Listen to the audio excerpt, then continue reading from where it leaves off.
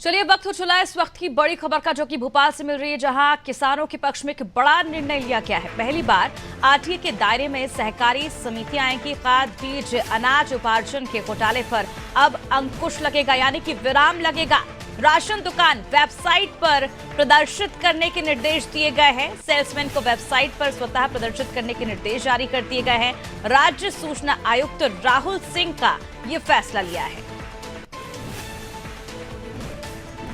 एक बड़ा फैसला मध्य प्रदेश के किसानों के पक्ष में राज्य सूचना आयुक्त राहुल सिंह ने लिया।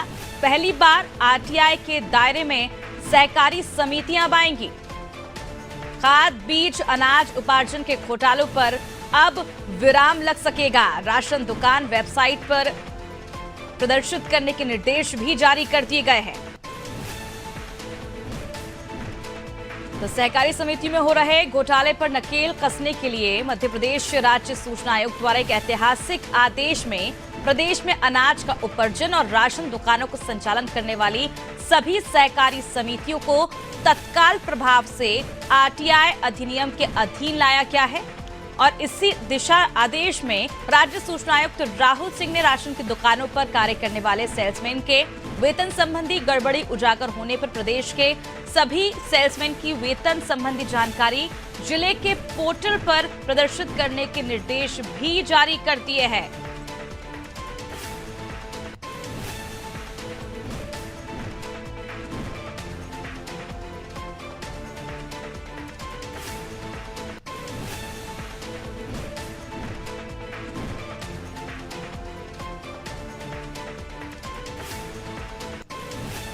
चलिए ज्यादा जानकारी के लिए इस वक्त हमारे साथ संवाददाता दुर्गेश जुड़ चुके हैं। दुर्गेश, पहली बार ऐसा हो रहा है जब आरटीआई के दायरे में सहकारी समितियां आएंगी, क्या कुछ उसके फायदे होंगे आने वाले दिनों में?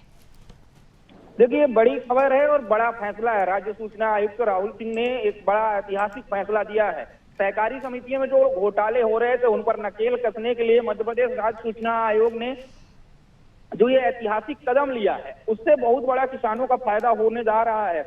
आपको बताऊं तो जो सहकारी समितियां हैं, इस पर जो आदेश निकाला है आयुक्त राहुल सिंह ने, उन्होंने खाद्यान्न उपार्जन और जो पीडीएस का संचालन कर रही है सहकारी समिति, अब वो सूचना के अधिकार अधिनियम के तहत आएंगी। क्या होता था इससे पहले कि जो खाद्यान्न पर्ची और खाद्यान्न वितरण का काम होता था, उससे क्या है कि ये घपला करने की कोशिश करते थे, लेकिन अब राज्य सूचना आयुक्त ने इसको भी आरटीआई के अधीन कर दिया है।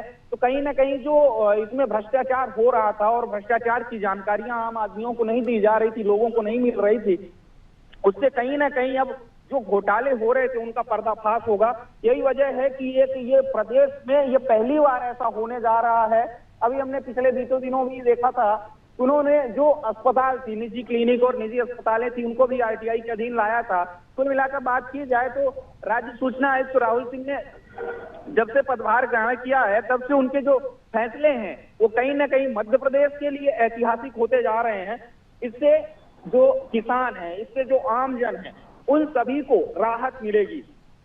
बिल्कुल, एक बड़ी राहत आने वाले दिनों में किसानों को मिलने जा रही। लेकिन दुर्गेश, किसानों को जब इस फैसले के बारे में जानकारी लगी तो किस तरह का रिएक्शन देखने को मिल रहा है? देखिए, जो आम जन है और जो किसान है, वो दोनों बहुत ही खुश हैं और उन्होंने इसका स्वागत करते हुए जो सूचना आयुक्त राहुल सिंह, उनका धन्यवाद ज्ञापित किया है। और उनका कहना है कि जो सहकारी समितियां थी, किसानों को उनके केसीसी, कर्ज, ब्याज, अनुदान, उपार्जन, राशन और जो अन्य खाद बीज की जानकारी थी वो उपलब्ध नहीं कराती थी। लेकिन अब जब आरटीआई कानून के दायरे में आ गया है, तो इसका परिणाम यह होगा कि मध्य प्रदेश ही नहीं बल्कि पूरे भारतवर्ष में जो सहकारी समिति है उसको काफी हद तक मदद मिलेगी।